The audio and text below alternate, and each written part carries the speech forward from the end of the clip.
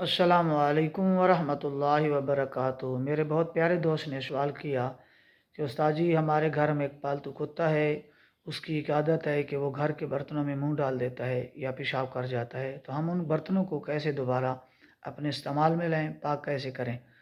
تو جواب میرے بھائی یہ ہے کہ اگر کتا کسی برتن میں منہ ڈال دے یا پیشاب کر دے تو جو چیز اس میں پہلے پڑی ہے وہ اس سے گرا دیں، ڈھیل دیں۔ اس کے بعد 3 مرتبہ اچھے طریقے سے مٹی کے ساتھ اسے دھوئیں، رگڑ رگڑ کر مل مل کر اسے دھوئیں 3 مرتبہ۔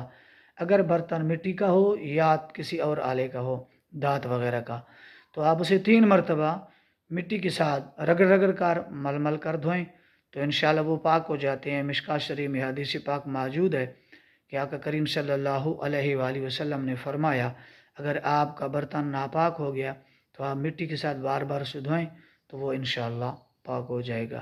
اللہ تعالی ہم سب کو دین کی پہچان نصیب فرمائے۔